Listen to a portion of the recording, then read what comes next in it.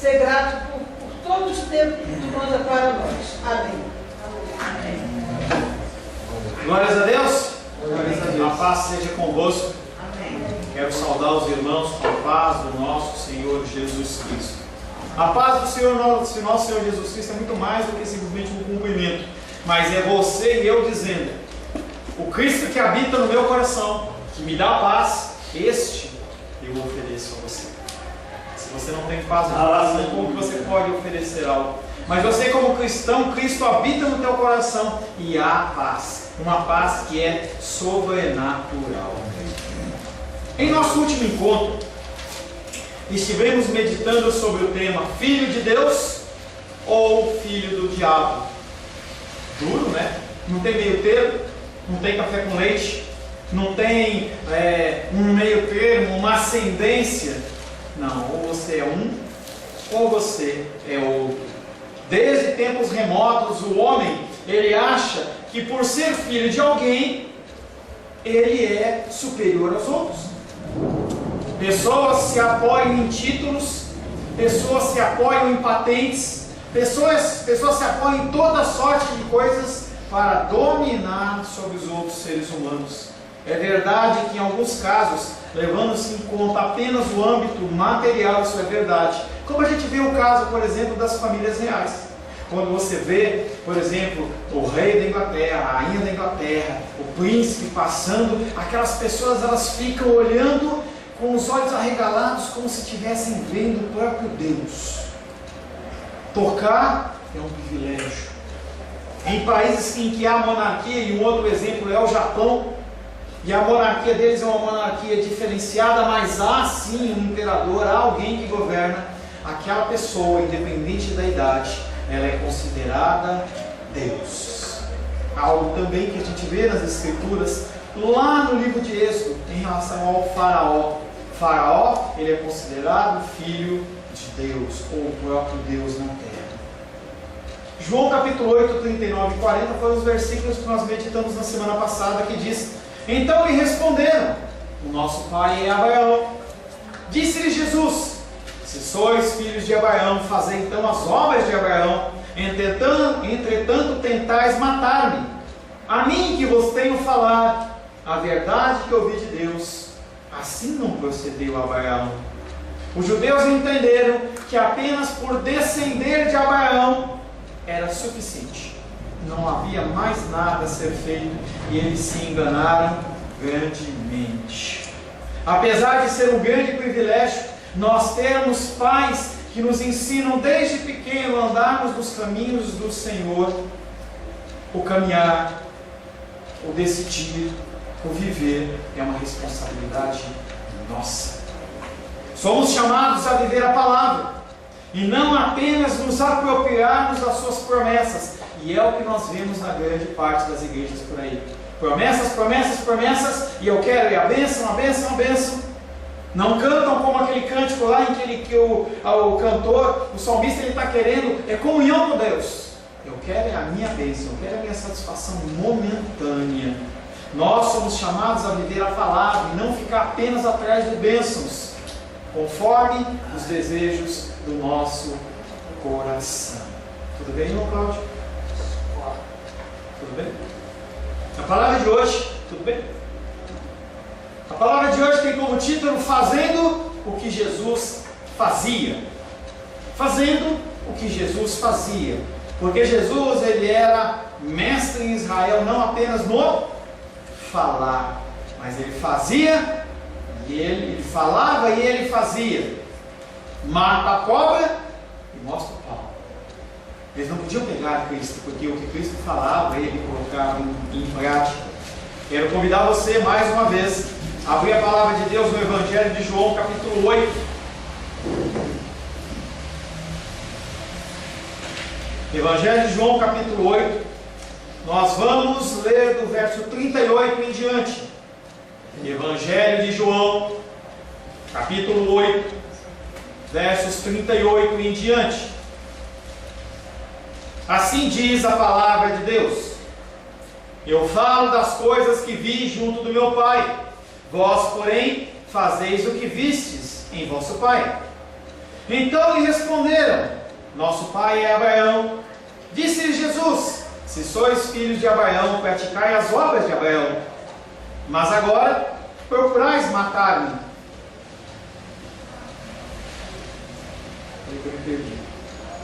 Mas agora procurais matar-me, a mim que vos tenho falado a verdade que ouvi de Deus. Assim não procedeu Abraão. Vós fazei as obras de vosso pai. Disseram-lhe eles: nós não somos bastardos, nós não somos filhos da prostituição, nós temos um pai que é Deus. Replicou-lhe Jesus: se Deus fosse de fato vosso pai, certamente me havíeis de amar, porque eu vim de Deus e aqui estou, pois não vim de mim mesmo, mas ele me enviou. Qual a razão por que não compreendeis a minha linguagem? É porque sois incapazes de ouvir a minha palavra. Vós sois do diabo, que é vosso pai, e quereis satisfazer-lhes os vossos desejos. Palavra do Senhor. Amém? Amém? Senhor, em nome de Jesus, mais uma vez nós lemos a Tua palavra que é viva, a Tua palavra que é eficaz, a Tua palavra que é mais cortante do que uma espada de 2 gumes, capaz, Pai, de chegar ao ponto de dividir juntas e medulas, alma e espírito. Estamos aqui nesta noite para ouvir a Tua voz. Não queremos, Pai querido, apenas que sejam relembradas as promessas, mas nós entendemos que vivemos nos nossos corpos, os nossos corpos eles estão enfermos. Então, nosso espiritual está enfermo. E nós precisamos, Pai querido, do Teu santo remédio para corrigir os nossos pensamentos, as nossas ações, para que nós possamos influenciar as pessoas que nos cercam. Pai, também peço a Ti que o espírito de entendimento seja sobre as nossas vidas. Esse Pai servo que vos fala bem perfeito no falar, no entender, no se explicar e se explanar. Mas, Pai, eu sei que o Teu Espírito Santo, Ele é capaz, Pai, de suprir todas as minhas deficiências, não permitindo que eu venha falar algo de mim, mas que eu possa trazer um recado santo aos corações dos meus irmãos e das minhas irmãs, em nome de Jesus. Amém. Fazendo o que Jesus fazia. O primeiro versículo que nós vamos meditar, dando sequência ao nosso estudo em pregação expositiva de João capítulo 8, verso 40 em diante, é o verso 41, que diz: mas vós fazei as obras do vosso pai. Eles lhes responderam: nós não nascemos da prostituição, temos um só pai que é Deus. Mas aonde que Jesus Cristo falou de prostituição? Onde está esse entendimento? Nós que somos pais, nós que somos tios, nós que somos, eu não sou ainda, mas nós que somos avós, conseguimos perceber, no observar as crianças, que elas agem muito em relação ao que elas veem. Se uma criança ela vê um adulto fazendo algo errado, ela vai tender a copiar aquele adulto. É natural. As crianças elas aprendem muito mais vendo do que ouvindo. Tem expressão que entrou por um ouvido e saiu pelo outro. Mas o que entra pelos olhos fica gravado na mente. É algo tremendo. É algo poderoso. Em que as pessoas não têm sido impactadas na sociedade hoje, porque elas não veem a gente sendo cristão verdadeiramente. Nós que somos pais, tios e avós conseguimos perceber com as crianças em nosso convívio que elas literalmente nos copiam em nosso modo de agir, pensar e falar. Faço o que eu digo e não faço o que eu faço. É um comando muitas vezes ineficaz. Esse era um problema judeu. E revela muitas vezes a pessoa querendo exercer uma autoridade que ela mesma não pratica. Faça o que eu estou mandando, faça o que eu estou dizendo, mas não copie o que eu estou fazendo. Por quê? Porque eu estou mandando. E aí Jesus vem e fala: vós realizais as obras do vosso Pai. Com essa frase, ele começa o desenvolvimento de um tema que se iniciou lá em João capítulo 8, verso 38. Eu falo das coisas que vi junto do meu Pai, vós porém fazeis o que vistes em vosso Pai. O confronto maior é as coisas de Deus e as coisas dos homens. O pensamento de Deus e o pensamento dos homens. A vontade de Deus e a vontade dos homens. O que tinha sido apenas citado, agora tem uma explicação. Se eles não imitam o proceder de Abraão, eles não são filhos de Abraão. Se eles não imitam o proceder de Deus, eles não são filhos de Deus. E se eles não são nem filhos de Abraão, que segue a Deus, e nem filhos de Deus, eles são idólatras. Pois qualquer adoração a qualquer coisa que não seja Deus é idolatria. Se você ama mais o seu trabalho do que a Deus, idolatria. Se você ama mais o seu namorado, a sua esposa, o seu pai, a sua mãe, idolatria. Se você ama mais o seu bem, eu quando tinha 18 anos, eu amava o meu carro, a pessoa não podia entrar no carro com o pé sujo, e aí eu brigava, tinha que passar 1, 2, 3 horas alisando o carro. Idolatria. Se você tem mais tempo para Deus, ou melhor, mais tempo para as suas coisas do que para Deus, idolatria. Mas pastor, idolatria não são imagens? Não são só imagens. Êxodo capítulo 32, verso 4 diz: este, no caso Arão, recebendo das suas mãos, das mãos do povo, trabalhou o ouro com um buril e fez dele um bezerro fundido. Então disseram: são esses, ó Israel, os teus deuses que te tiraram da terra do Egito. Arão ele foi um instrumento ali de mostrar e revelar o que estava no coração dos israelitas.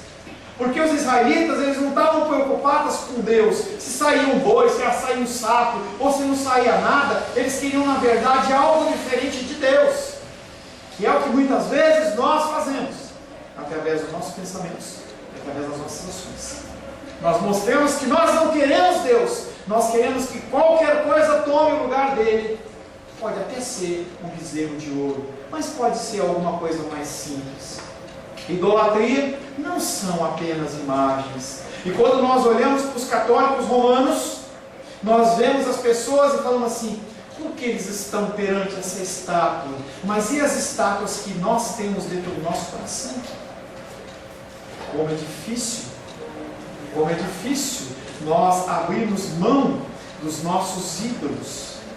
Como é difícil nós abrirmos mão dos nossos desejos, das nossas vontades, do nosso querer, em detrimento da vontade de Deus. Idolatria. Pessoas idolatram a televisão, pessoas idolatram o celular, ou idolatram a diversão, todo tipo de idolatria. Você sabia que tem até idolatria de Deus? Quando a pessoa ela quer conhecer mais, porque quer conhecer simplesmente por conhecer, e eu já aconselhei pessoas em que eu proibi de fazer cursos que tratavam das coisas de Deus, porque a pessoa ela estava se inchando dentro do seu próprio conhecimento como um fariseu, e aquilo para ela era uma idolatria. Tem pessoas que têm idolatria com livros. Olha na prateleira, tem 10, 20, 30 livros lá, tudo com plástico. Não, mas eu quero ter. Deu risada agora, né, irmão? Tudo com plástico, nunca li. Para que você ter aquilo? Talvez para espelhar a sua religiosidade, para que as pessoas olhem e falem assim: olha, como fulano é religioso. Idolatria. Ídolos não são apenas imagens. Por que falar de idolatria e não sobre prostituição, como está no verso? O verso não fala sobre idolatria, ele fala sobre prostituição. E lhe responderam: nós não nascemos da prostituição. Os religiosos, eles compreenderam perfeitamente a afirmação de Jesus, pois nos profetas a idolatria se comparava à prostituição. Jeremias capítulo 3, verso 6 diz: disse mais o Senhor nos dias do rei Josias: viste o que fez a pérfida, a fedida, a imunda Israel? Foi a todo o monte alto, e debaixo de toda árvore frondosa, e se deu ali a toda prostituição. Porque o Senhor é o nosso Senhor. Você, em algum momento na sua vida, se você é cristão, você disse: sim, eu quero Jesus Cristo como meu Senhor e Salvador. E não tem como você ter dois senhores. Não tem como você ter Mamon, que representa os desejos e a vontade do mundo, como seu Senhor, e ter Deus como seu Senhor. Ou você agrada um, ou agrada outro. Se você quiser agradar os dois, um dos dois você vai aborrecer. E isso é prostituição. Algo que casais muitas vezes proclamam. O marido está insatisfeito com a mulher está insatisfeita com o marido, o que ela faz? Vai se prostituir. Ela quer quebrar, ele quer quebrar aquela aliança. Uma aliança que também é representada pelo Senhor, que nos chama da sua noiva. Prostituição.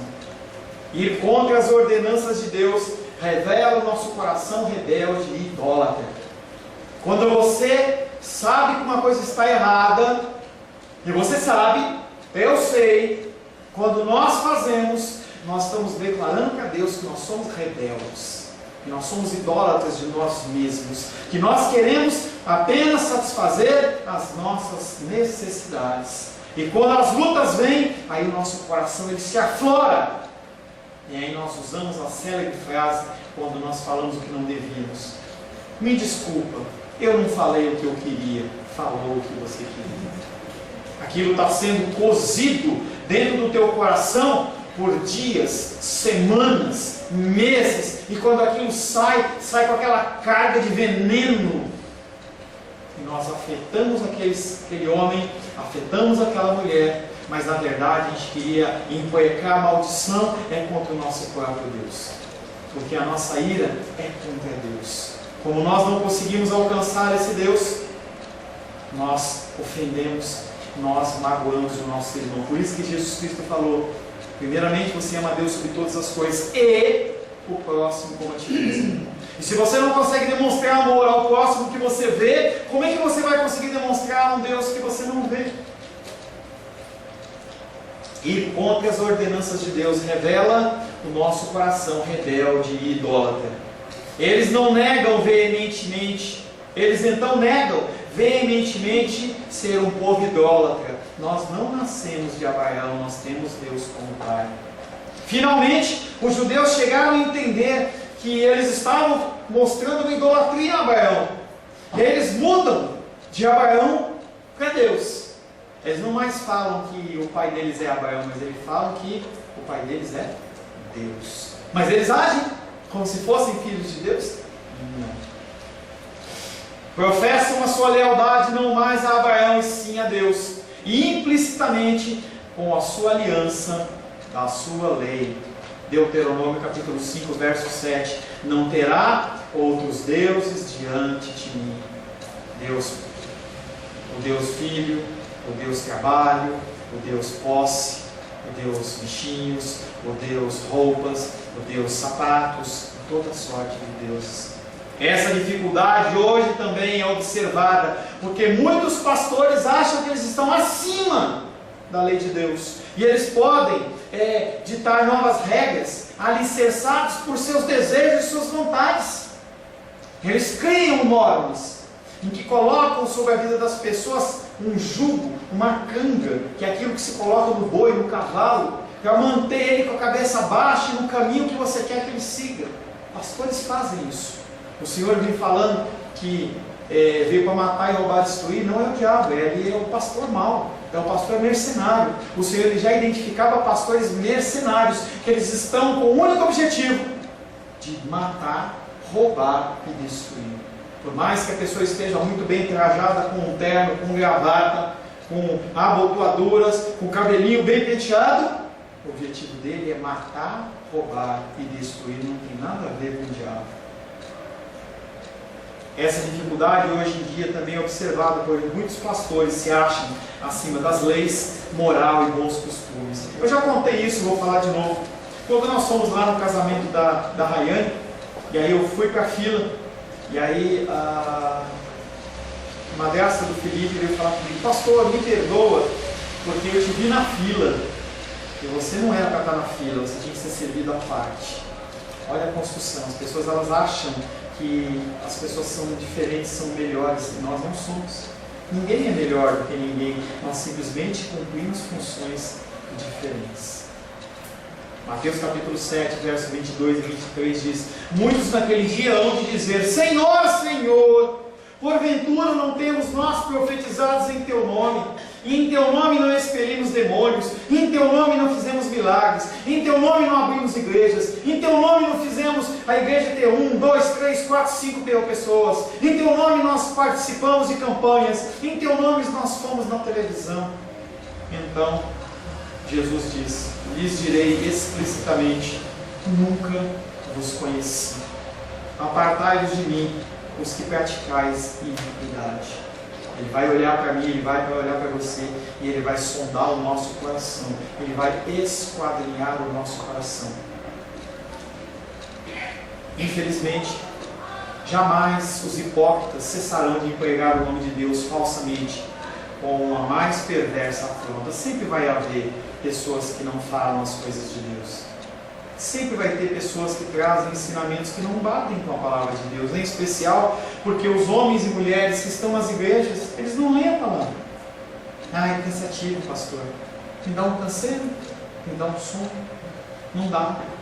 Eu tenho que trabalhar, eu tenho que fazer isso. E você começa a deixar a sua vida espiritual de lado, e quando você vai na casa do Senhor, o que acontece é que uma pessoa que deveria trazer um ensinamento para você, ele te coloca no caminho de morte.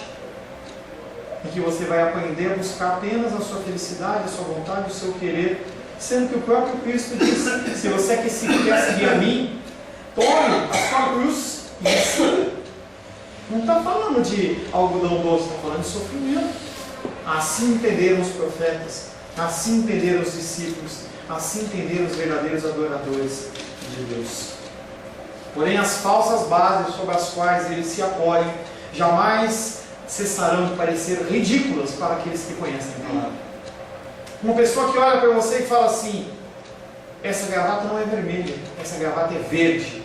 Você fala: o cara está louco? E conforme você vai desenvolvendo um relacionamento com o Senhor, o que vai acontecer é que você não engole qualquer coisa. Você vai conseguir discernir as coisas que são certas e as que são erradas. Esse é um dos motivos que os judeus estavam tão incomodados por Jesus. Porque se ele conseguisse mudar o comportamento e a visão daqueles homens, se ele conseguisse despertar a visão daqueles homens, algo que aconteceu lá no templo da deusa Diana, quando o apóstolo Paulo estava pregando e começa a falar sobre idolatria, começa a falar de algumas coisas, e esse pessoal ficou preocupado e falou assim: olha, eles estão falando, ele está falando disso aí, e se a gente continuar deixando ele falar, o templo vai esvaziando. Preocupação. João capítulo 8, verso 42. Disse-lhe Jesus: se Deus fosse de fato vosso Pai, vós terias me amado, porque eu vim da parte de Deus e aqui estou. Eu não vim por mim mesmo, mas foi Ele que me enviou. Jesus não nega as verdades do texto do Antigo Testamento, mas nega a aplicação que aqueles homens estão dando para ela. O Senhor, Ele veio para cumprir a lei. Não penseis, Mateus 5,17, não penseis que vim revogar a lei e os profetas. Ele olha para aqueles homens e fala assim: vocês estão entendendo errado. Eu estou querendo mostrar o cumprimento real da palavra. Eu não estou vindo para dizer: olha, esquece o Antigo Testamento, esquece os profetas, esquece a lei. Pelo contrário, eu não vim para revogar, mas eu vim para cumprir. Tanto que a última coisa que Cristo fala na cruz é: está consumado. Tudo que foi escrito a respeito de mim, Messias, nas Escrituras, pelos antigos, pelos profetas, foi cumprido. Dois motivos são dados pelo erro de conduta deles na aplicação da palavra. De repente você pode se encaixar nisso. O primeiro motivo implícito já foi dado. Filiação espiritual, no único sentido que importa, é atestado por semelhança e conduta, seja o pai Abraão ou Deus. Não adianta você dizer que você é cristão e você não viveu o cristianismo. Não adianta você ser batizado, andar com uma cruz no peito, andar com uma Bíblia debaixo do braço, postar versículos no Facebook, no Instagram, em qualquer outra mídia social, se você não pratica a palavra de Deus. Talvez para os outros você pareça uma pessoa tremendamente espiritual. Mas para Deus Ele pode olhar para você e falar assim: não te conheço. Não te conheço. Fui agraciado com o Senhor, só tem 10 dias, com um renovo no meu desejo de orar. Pode ser uma coisa tola, mas não é tola. Eu lembro que em uns 5, 6, talvez mais, Rosângela lembra disso. Toda madrugada eu acordava 4 horas da manhã, ia para um lugarzinho de oração, e eu ficava lá orando, dançando, pulando, falando em línguas e toda sorte de coisas, adorando meu Deus, lendo a palavra. E quando era por volta das 7 horas eu descia, ela subia para fazer o devocional dela, e depois ela descia e nós tomávamos café juntos. Fizemos isso por muitos anos. Quando chegava de quinta para sexta-feira, eu fechava de sexta para sábado. Quando chegava por volta das 3 da tarde, eu parava o trabalho, ia para casa em jejum e ficava orando, adorando meu Deus, quase por 24 horas. E aquilo vai se perdendo, foi se perdendo. E eu orava muito a Deus, falava assim: Deus, renova em mim o desejo de oração, renove em mim essa necessidade. Uma necessidade que quando você sai do culto e vai chegar em casa, talvez a primeira coisa que você faça depois de jogar as coisas em cima da mesa lá, nem é tirar a roupa, ou lavar a mão, mas você ir lá e olhar a geladeira para ver o que você vai comer. Eu falo assim: eu coloco de novo isso em mim. E o Senhor tem implantado, e eu agradeço a Deus por isso. Tenho conseguido orar de 2 a 3 vezes por dia, meia hora por dia, e tem sido maravilhoso.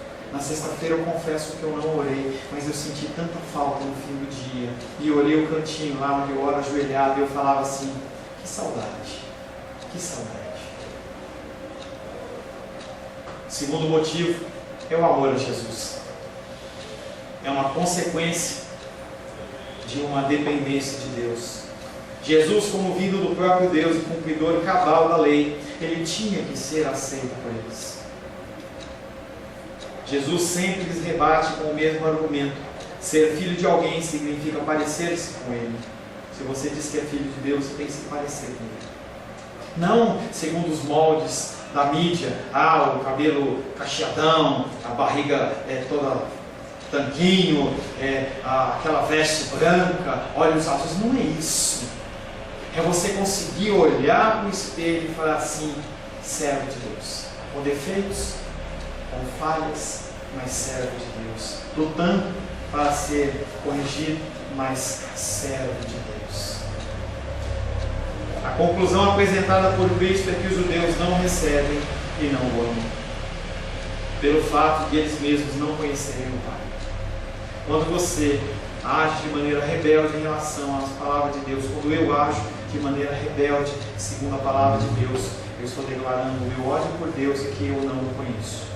Eu não consigo identificar nele as coisas que ele tem feito por mim, o que ele me tem concedido como benécia maior da salvação.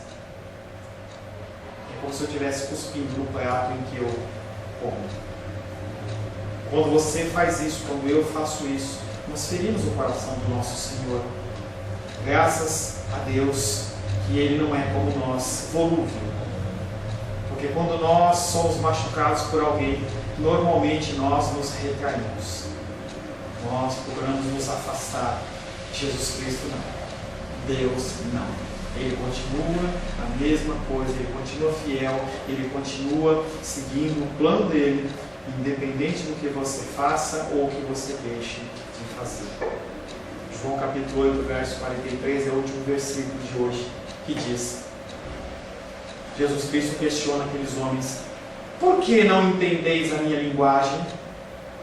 E ele mesmo responde: é porque sois incapazes de ouvir a minha palavra. Já falei para vocês que eu estou fazendo grego e é maravilhoso. A gente começa a perceber algumas nuances na palavra que dentro do português a gente não percebe, você vai ver uma coisa bem legal. As palavras do verso 42, versículo anterior, já insinuaram que existe um defeito fatal no caráter dos oponentes de Jesus, mesmo antes que ele venha a eles. Eles não têm prática Não é um problema que Jesus está lá. Não, eles não têm prática com Cristo, com Deus. Eles não têm relacionamento com Deus. Os versículos 44 e 45 nós vamos ver na semana que vem. Vão afirmar isso explicitamente. Vão falar que eles são filhos do diabo. Se a linguagem de Jesus não é clara para eles, isso é porque eles são incapazes de ouvir a sua mensagem. Como que eles não conseguem ouvir a mensagem deles? E aí tem um detalhezinho da palavra em grego. Esse ouvir aí tem sentido de obedecer. Não é de ouvir. Ouvir eles ouviam.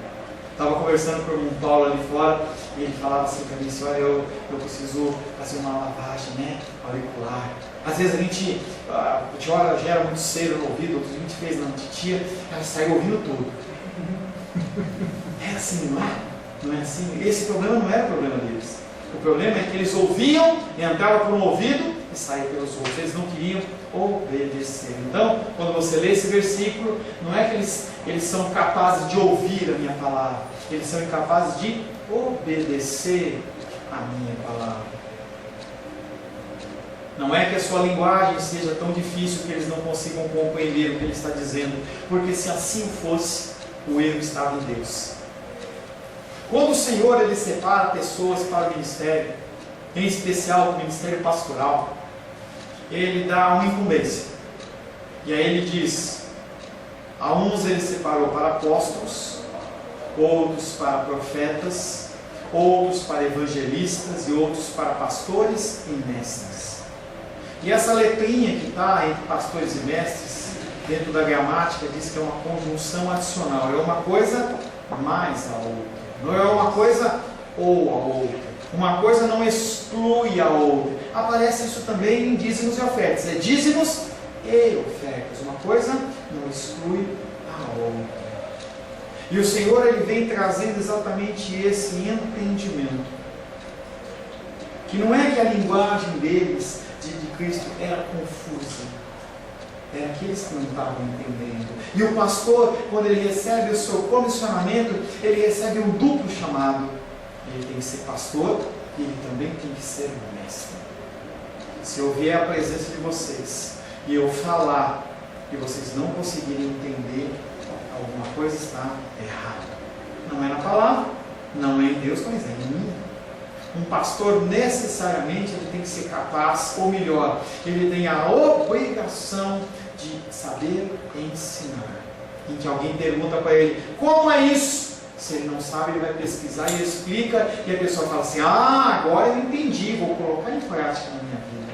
Há mestres sem ser pastores? Sim, mas há pastores que não são mestres? Não. Pastores que não dão aula de escola dominical têm um pequeno problema. Eles não sabem ensinar. Temos acompanhado, mesmo que de longe, o trabalho do Paulo lá, em que ele está levantando uma igreja lá para o lado onde ele mora. Paulo, você vai ter que ser pastor e mestre. Não adianta você querer delegar para um terceiro e falar assim, olha, eu vou pregar, mas você ensina. Dentro da pregação tem que haver um ensino. As pessoas têm que ouvir e têm que ser chamadas à atenção. Poxa, o que ele está falando é algo que é importante. É algo que demandou de um relacionamento com Deus, não é algo superficial. E isso está sob o ofício de mestre. Não é que a sua linguagem seja tão difícil que eles não conseguiram entender. Isso poderia sugerir que o erro é do mestre, mas ao contrário, porque eles na verdade não querem verdadeiramente obedecer a mensagem de Deus, então eles incidem no erro. Normalmente a nossa rebeldia ela provém de algo que nos incomoda. Se você está de acordo com o que está sendo ensinado, isso não te incomoda. Mas se eu começar a falar de coisas que te incomodam, você vai começar a querer repudiar. Isso é o ser humano. As pessoas elas começam a ouvir um discipulado, as pessoas começam a acompanhar uma ministração de palavra, mas quando começam a ser confrontadas dentro do seu próprio coração, elas falam, eu não quero isso para mim, eu quero viver minha vida. O amor ao homem, a ajuda aos fracos, a doação de si mesmo ou aos outros, são conceitos que os judeus repelem. Talvez você também repila. Repila. Arrepila, fica estranho, né? Mas arrepila. Entendeu? Talvez você arrepila. Será que eu vou abrir mão do meu conforto da minha casa para fazer isso? Será que eu vou abrir conforto de trocar de carro ou comer uma pizza para ajudar um necessitado? Talvez essa ideia ela te arrepila. Legal essa palavra, arrepila. Tudo que Jesus Cristo fala, repele eles, faz com que eles se sentiam incomodados, porque exigem a ruptura com a ordem injusta que eles sustentam e na qual ocupam uma posição de domínio. Tudo que Jesus fala é contra o que eles acreditam. Jesus é a própria negação de todo o seu sistema. Eles, para defender o seu sistema, criaram uma ideologia que Jesus Cristo repudia através das suas palavras, através dos seus ensinamentos e através dos seus pensamentos. Jesus, ele põe à descoberta várias coisas desses homens. João capítulo 5, verso 43. Eu vim em nome do meu Pai e não me recebeis. Se outro vier em seu nome, certamente o recebereis. A primeira coisa que Jesus põe à descoberta é a motivação deles, a satisfação dos seus desejos, das suas vontades. Também Jesus os acusa de não cumprirem a lei que Moisés lhe dera. João capítulo 7, verso 19. Não vos deu Moisés a lei? Contudo, ninguém dentre vós a observa. Por que procurais matar-me? Matar um inocente dentro da cultura judaica era errado. E é o que Jesus Cristo está falando para aqueles homens.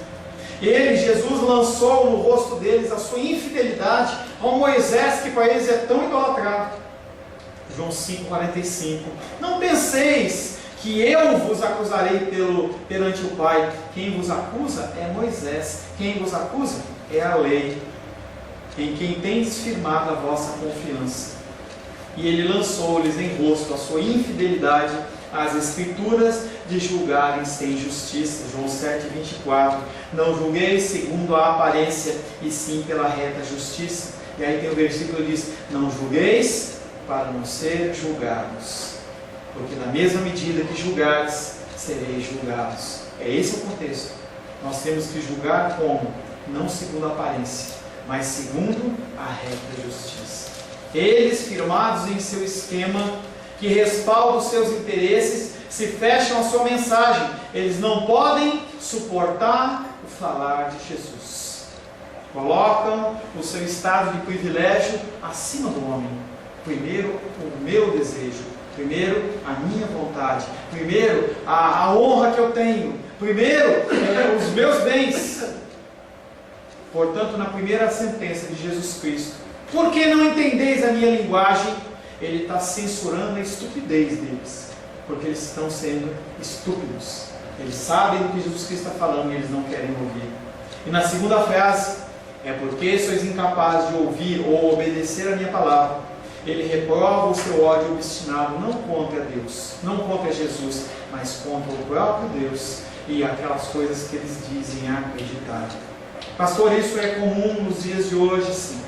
Cada vez mais a gente vê que a iniquidade está aumentando, as pessoas elas estão enchendo a medida da iniquidade. É como se fossem aquelas fossas negras. O que é uma fossa negra? Se eu estiver errado, o Paulo me corrija.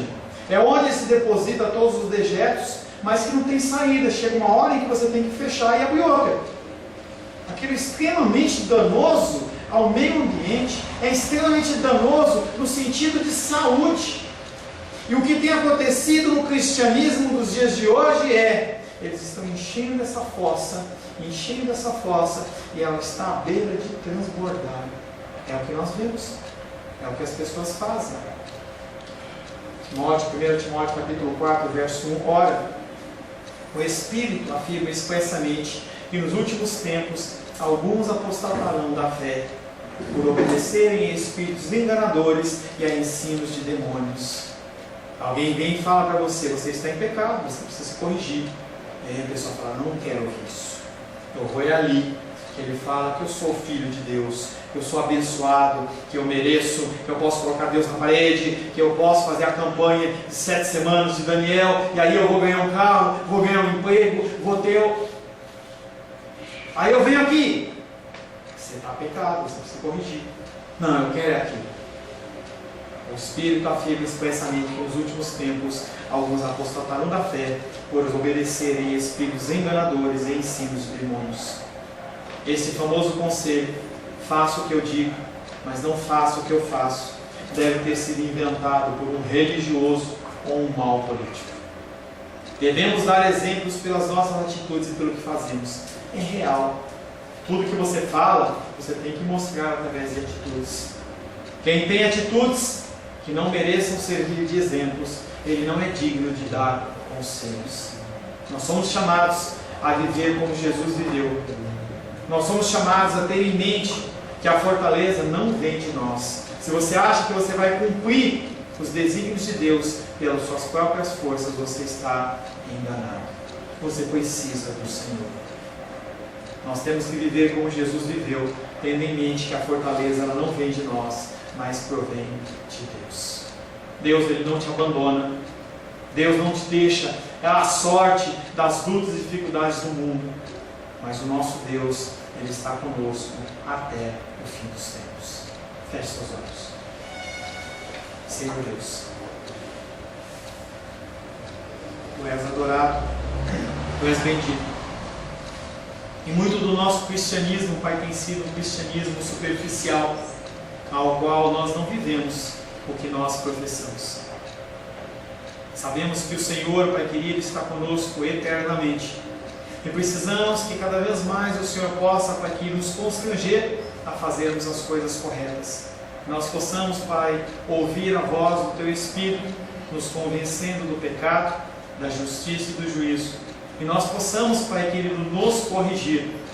Gere em nós, Pai, o desejo pela leitura da Tua Palavra. Gere em nós, Pai querido, o tempo de oração e relacionamento com o Senhor, para que nós possamos cada vez mais, Pai, nos aproximarmos de Ti, através do Teu Filho amado, em quem o Senhor tem prazer. Em nome de Jesus. Amém. Glórias ao Senhor.